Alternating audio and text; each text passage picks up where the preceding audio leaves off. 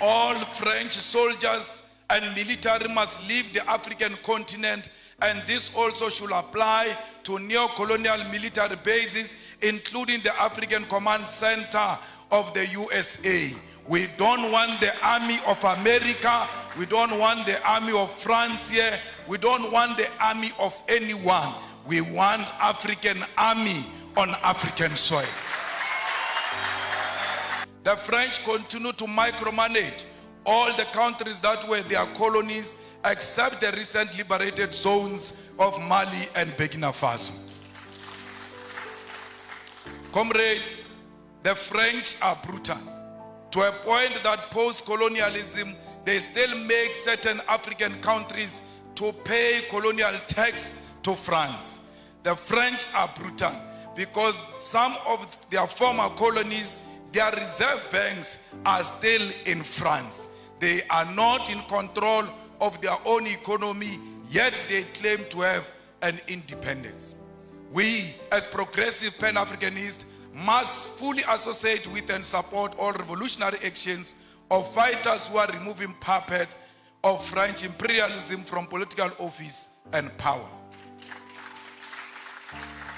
Not all these actions are revolutionary, because we must be careful of French-sponsored coups in Africa, where we think there is a revolution taking place in Guinea-Conakry, only to find that there is a French puppet who seeks to replace those who were there before. There is nothing revolutionary about the Guinea-Conakry coup.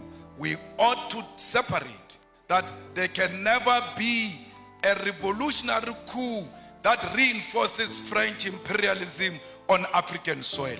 Anyone who comes into political office under the pretext that they are fighting a French puppet, while knowing they are the French puppet themselves, must be isolated by progressive Pan-Africanists. All French soldiers and military must leave the African continent, and this also should apply to neo-colonial military bases, including the African Command Center of the USA. We don't want the army of America.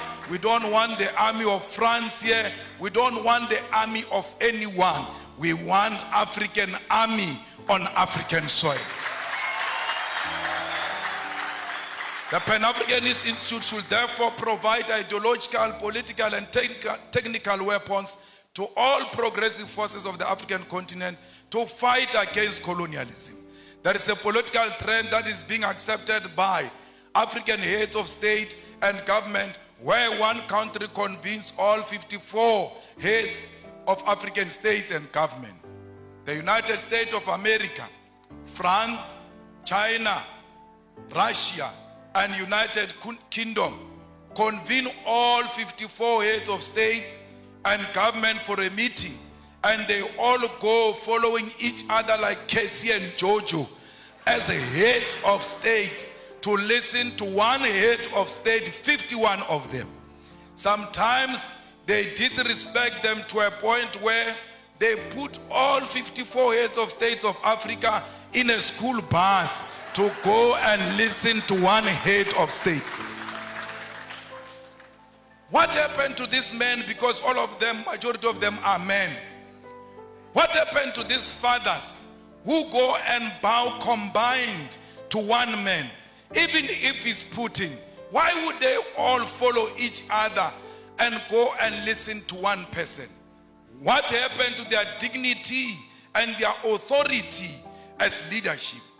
They must have leadership qualities to know that Putin is equal to them, that China is equal to their own single country, irrespective of their size, because what matters is sovereignty. And if China recognizes that sovereignty, will respect the president of that sovereign country as an individual. We don't want visas. We want one currency for Africa, because our currency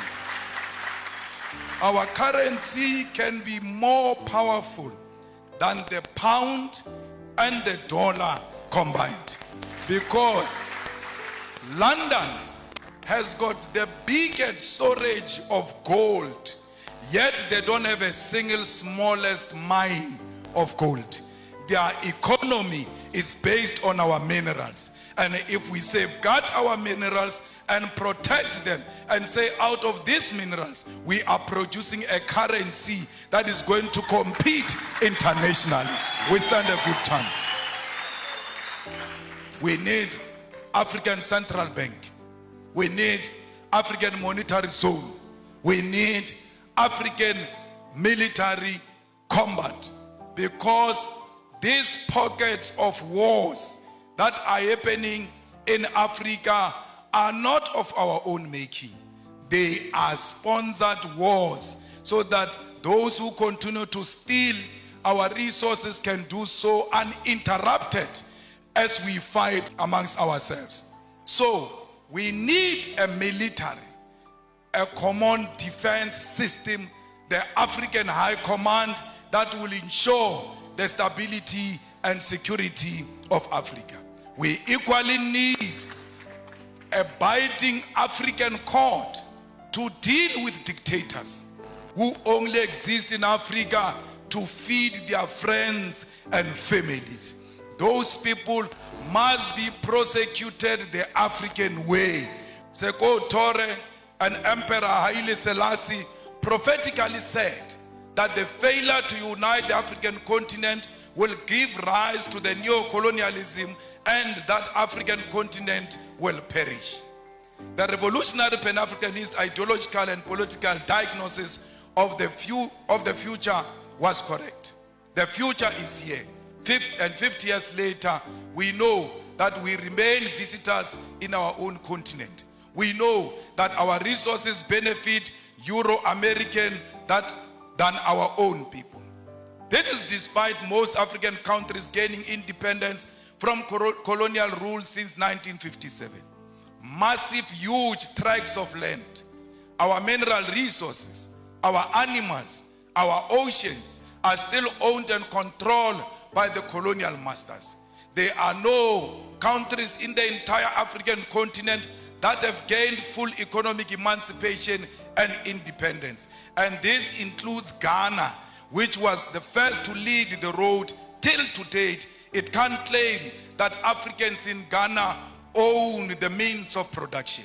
In 2016 report titled The New Colonialism reveals that there are 101 British companies listed on the London Stock Exchange that control an identified 1.5 trillion US dollars worth of resources in Africa in just 5 commodities: oil, gold, diamond, coal, and platinum. This is a very conservative figure, since it includes resources listed by only some companies. Many companies do not provide the figures of the resources they control.